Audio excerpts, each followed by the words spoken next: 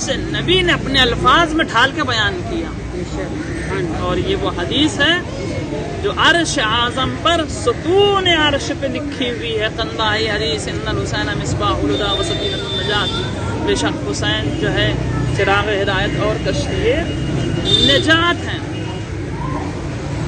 انسان اس کائنات میں آنے کے بعد ہدایت کا محتاج ہے. اس دنیا میں آنے کے بعد انسان ہدایت کا محتاج ہے. اسے صحیح راہبر کی ضرورت ہے, صحیح رہنما کی ضرورت ہے.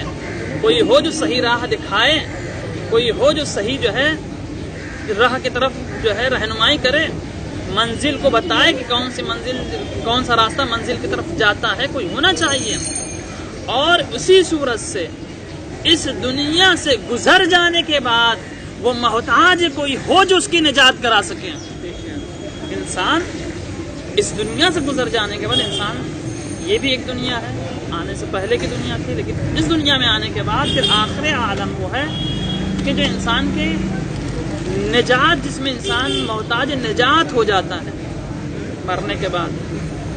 تو پیغمبر نے ارشاد فرمایا اگر دنیا میں آنے کے بعد تمہیں ہدایت کی ضرورت ہے تو حسین چراغ ہدایت ہے, اور اگر مرنے کے بعد تمہیں نجات کی ضرورت ہے, کسی شافع کی ضرورت ہے, تو حسین کشتی نجات ہے.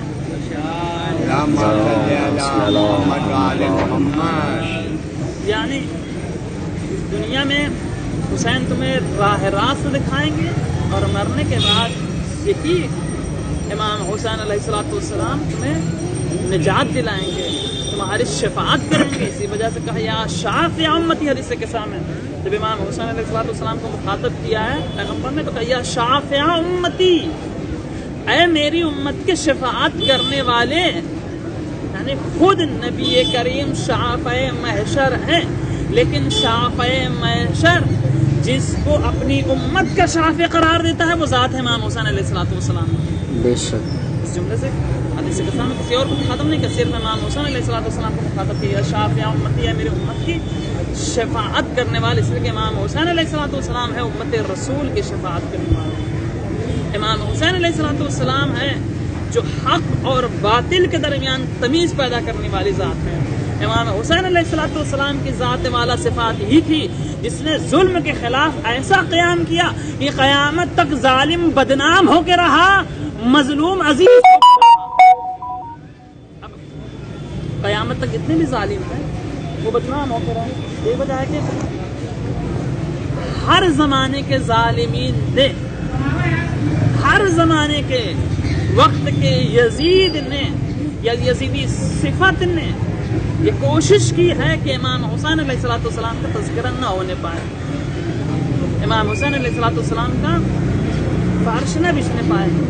یہ ظالمین کو ذکر حسین سے کیا تکلیف ہے؟ بہتوں کا ذکر ہوتا رہتا ہے, بہتوں کے جو ہے یہ تمبو لگائے جاتے ہیں, ٹینٹ لگائے جاتے ہیں, جلسہ ہوتا ہے, اور بہت سارے جو ہے تذکرے ہوتے ہیں, ان کا بیان یہ وہ غیر بہت سارے لوگ دکھیں گے آپ کو. ان کی زندگی پہ بولا جا رہا ہے, کہیں کوئی مر گیا تو اس کی زندگی پہ بولا جا رہا ہے, لیکن کسی کو کسی کے بولنے پہ تکلیف نہیں ہے.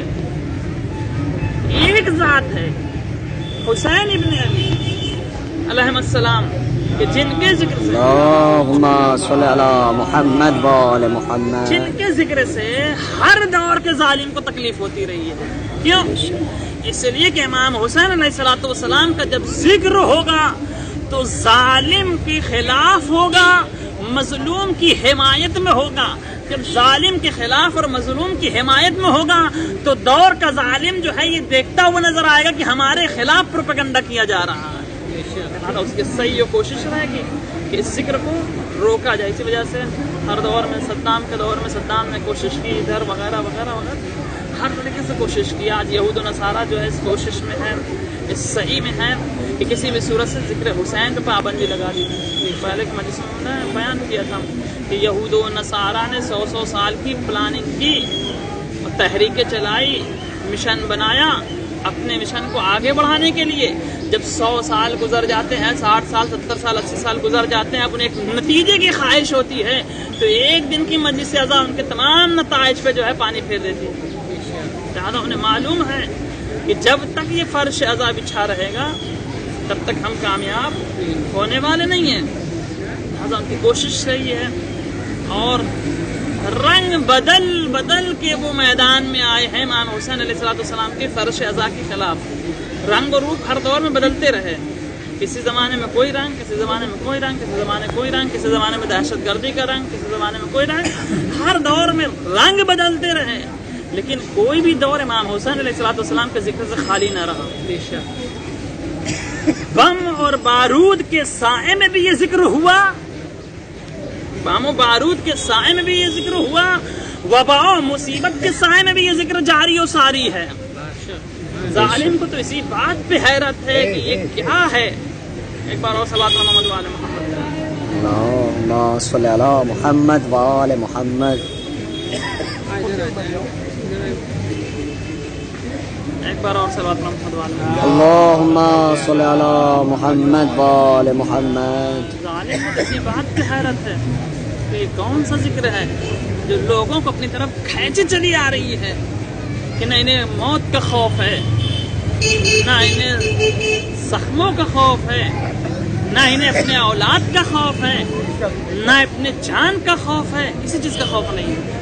بے خوف ہراس, اس لیے کہ موت سے ڈرے وہ, موت سے ڈرے وہ جو سچا نہ ہو. جو سچا ہوتا ہے وہ کبھی موت سے نہیں ڈرتا. اس لیے قرآن نے کہا اگر تم سچے ہو تو موت کی تمنا کرو. فتمنا الموت ان کنتم صادقین, اگر تم سچے ہو تو موت کی تمنا کرو.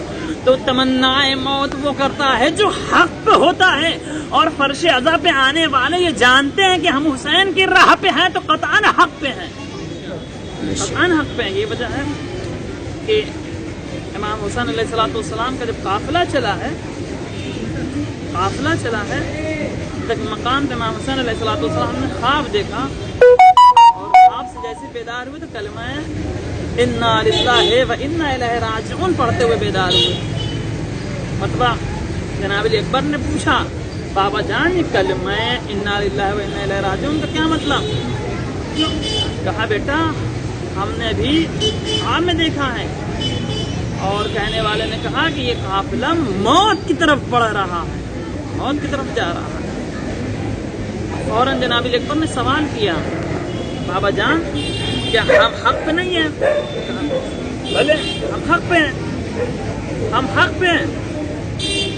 بس کہا امام جناب علی اکبر جب ہم حق پر ہیں تو موت ہم پہ آن پڑے یا ہم موت پہ آن پڑیں, ہمیں کوئی فرق نہیں پڑتا. یعنی ہم موت کی طرف چلیں گے تب بھی کوئی مسئلہ نہیں ہے, موت ہماری طرف آئے تب بھی کوئی مسئلہ نہیں, اس لیے کہ ہم حق پر ہیں. بس علی اکبر نے بھی بتا دیا, امام حسین علیہ السلام نے بھی بتا دیا کہ اگر انسان حق پہ ہوتا ہے تو اسے مرنے کا کوئی خوف نہیں ہوتا. یہ وجہ کربلا میں ایک طرف 72 کے لوگ تھے, 72 نفر تھے, اور ایک طرف 1.25 لاکھ کا مجمع تھا, 1.25 لاکھ کا مجمع تھا. یہ 72 3 دن کے بھوکے اور پیاسے تھے. وہ 1.25 لاکھ کا مجمع دریائے فرات سے سیراب ہو رہا تھا, غذائیں تناول فرما رہا تھا. لیکن میدان کربلا میں جب جان ساری دیکھی گئی تو ادھر موت کا خوف تھا, ادھر جو ہے اپنے آقا پہ موت کو قربان کرنے کی جو ہے تمنا تھی. ادھر موت کے خوف سے لشکر فرار کر رہا تھا, ادھر موت کے اشتیاق میں کہ ہم اپنے آقا اور مولا پہ اپنی جان قربان کر دیں. ہر ایک کا چہرہ سرخ تھا, تمنا تھی, اس لیے کہ یہ سچے تھے. ان کنتم صادقین, اگر تم سچے ہو تو موت کی تمنا کرو. ادھر سچے تھے, سارے موت کی تمنا میں تھے. یہی تو تھا ہمارے ساتھ کہتا ہوا نظر آیا کہ آخر کیا ماجرا ہے کہ ہمارا لشکر بھاگا چلا جا رہا ہے, وہ بھوکے اور پیاسے ہیں لیکن پھر بھی جو ہے غالب ہو جاتے ہیں. ایک ایک آدمی آتا ہے ہمارے جو ہے کئی جو ہے افراد کو 100 مردوں کو جو ہے قتل کر دیتا ہے, جنگجو قتل کر دیتا ہے. کہنے والے نے کہا کہ ادھر کسی کو موت کا خوف نہیں ہے, بے خوف ہراس, اور ادھر ہمارے لشکر میں موت کا خوف ہے. سارے موت سے فرار کر رہے ہیں, لیکن موت سے فرار کرنے والے کہیں بھی فرار کریں موت تو آنی ہے. اور ادھر جذبہ ایثار و قربانی تھی. یہ ایثار و قربانی ہمارے یہاں بھی آئی اسی کربلا کے دن, اسی کربلا کی وجہ سے ہمارے یہاں بھی ایثار و قربانی ہے. کہ ہم ذکر کربلا کی حفاظت کے لیے اپنی جان دے سکتے ہیں، اپنی جان کو قربان کر سکتے ہیں. نہ ہمیں جان کا خوف ہے، نہ ہمیں مال کا خوف ہے. کربلا کا ذکر ہمیں اس بات کی طرف دعوت دیتا ہے کہ ہمیں اپنی جان اور مال کا خوف نہیں، بس ایک چیز ہے کہ ہم اپنی جان، اس سے بڑی خوشی کیا ہو سکتی ہے کہ ہم اپنی جان کو اپنے آقا اور مولا پہ قربان کر دیں. جان کو اپنے آقا اور مولا پہ قربان کر دیں، حسین ابن علی پہ قربان کر دیں. لہٰذا ذکر کربلا کو ہر دور میں دبانے کی کوشش کی گئی تاکہ ظالم بے نقاب رہے، لیکن کربلا کے ذکر نے ظالم کو ایسا ظالم نقاب میں رہے. کربلا کے ذکر نے ایسا بے نقاب کیا تو صبح قیامت تک وہ ظالم کبھی چھپ نہیں سکتا. صبح قیامت تک ظالم کبھی چھپ نہیں سکتا. جیسا کہ تھا کہ کربلا سے پہلے بہت سارے ظالمین تھے جو بے نقاب رہے. پیغمبر کا قاتل بے نقاب رہا، امیر المومنین علیہ السلام کا قاتل بے نقاب رہا، نقاب میں رہا. حضرت زہرا سلام اللہ علیہ قاتل نقاب میں رہا. امام حسن علیہ السلام کا قاتل نقاب میں رہا. ایک نیا چہرہ پیش کر دیا گیا. تاریخ نے ایک نیا چہرہ پیش کیا. ابن ملجم کو کہیں پیش کر دیا، کہیں جودہ بنت اشعث کو پیش کر دیا، کہیں منفس کو پیش کر دیا گیا، کہیں زن یہودیہ کو پیش کر دیا گیا. اور اصل قاتل بے نقاب میں رہا، اصل قاتل نقاب میں رہا. لیکن امام حسین علیہ السلام نے کہا اب تک اصل قاتل بے نقاب میں رہا، لیکن کربلا کے میدان میں تمام قاتلوں کو چہرے سے نقاب الٹ دوں گا، تمام قاتلوں کے چہرے سے نقاب کو الٹ دوں گا. اور کیا امام حسین علیہ السلام نے. اب اصل قاتل شام میں بیٹھا رہا. امام حسین علیہ السلام نے کہا کہ تو نہ صحیح، اگر شام میں بھی رہ کربلا میں نہ آئے تو تمہیں ایسا بے نقاب کروں گا، جب ہمارا ذکر ہوگا اور ہماری شہادت کا ذکر ہوگا تو پہلے تمہارا نام آئے گا. جیسے ہی امام حسین السلام کی شہادت کا ذکر ہوتا ہے، کون قاتل؟ یزید. شام میں کون قاتل؟ یزید. بچہ کہتا ہے یزید. ایسا بے نقاب کیا. نہ یہ کہ اپنے قاتل کو بے نقاب کیا، بلکہ یہ سلسلہ جب یزید سے شروع ہوا تو ثقیفہ بنی سعادت تک آ گیا اور تمام قاتلوں کو چہروں سے جو ہے نقاب الٹ دی امام حسین علیہ السلام نے. تمام ظالمین کے چہروں سے نقاب الٹ دی امام حسین علیہ السلام. اور زمانے کے تمام ظالم موجودہ اور گزشتہ سارے بے نقاب ہو کے رہے، سارے کے سارے بے نقاب ہو کے رہ گئے. یہ وجہ ہے کہ امام حسین علیہ السلام نے کربلا کے میدان کو کچھ اس طریقے سے آراستہ کیا تھا، کچھ اس طریقے سے سنوارا تھا کہ پورا اسلام کربلا میں سمٹ کے آ گیا تھا. اور قربانیوں کا بھی ایسا سلسلہ تھا کہ رہتی دنیا تک جہاں بھی تذکرہ کربلا ہوگا تو ہر انصاف پسند انسان، ہر وہ انسان جس کے سینے کے اندر دل ہے تو اس کو اس بات کا قلق ہوگا کہ ہاں کربلا میں کتنی مظلومی کے ساتھ فرزند زہرا کو شہید کیا گیا.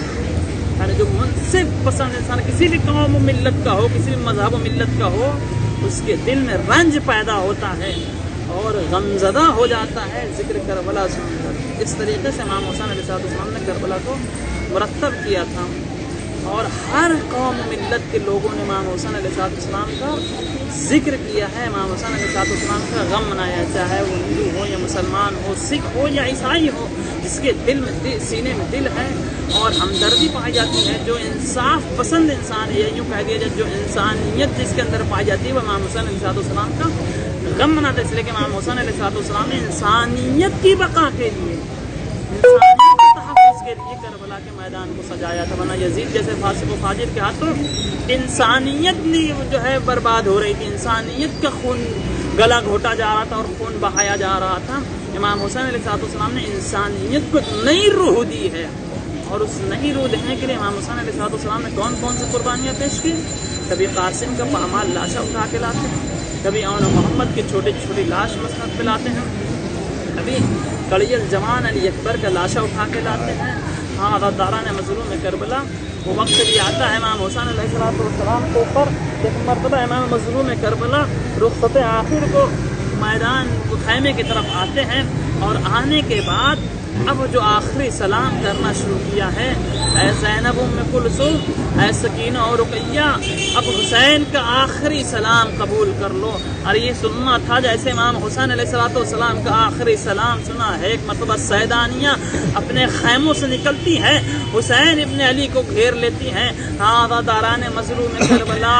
ایک مرتبہ سکینہ ہے جو امام حسین علیہ السلام کے گھوڑے کی سم سے لپٹ جاتی ہے اور ایک بین کرتی ہے، بابا کے گھوڑے میرے بابا کو مقتل میں نہ لے جا، ارے صبح سے جو بھی گیا ہے وہ واپس نہیں آیا ہے۔ داران مظلوم کربلا ذوالجناح ہے کہ جو آگے بڑھنے کا نام نہیں لیتا ہے۔ ایک مرتبہ امام مظلوم کربلا نے ذوالجناح سے کہا، اے غواص پہ وفادار، مجھے معلوم ہے کہ تو صبح سے لاشیں لاتے لاتے تھک چکا ہے، بس ایک مرتبہ آخری مرتبہ اپنے آقا کو مقتل میں پہنچا دے۔ اور یہ سننا تھا کہ گھوڑے کی آنکھوں سے اشک جاری ہو جاتا ہے، بے زبانی میں اپنی گھوڑا کہتا ہے، اے آقا ہماری کیا مجال کہ آپ کو اپنی کہاں تک نہ لے جاؤں، ارے ذرا پیچھے مڑ کے دیکھیے، آپ کی 4 سالہ بچی سکینہ سمو سے لپٹی پہن کر رہی ہے، میں کس طریقے سے آگے بڑھ سکتا ہوں۔ لو عزیزو، سکینہ کو ایک مرتبہ پیچھے مڑ کے جو دیکھا حسین نے، جو 4 سالہ بچی ہے، حسین کی 4 سالہ بیٹی، ایک مرتبہ حسین گھوڑے سے زمین پہ آئے، اے سکینہ رخصت کر چکی تھی، اب کیوں آئی ہو؟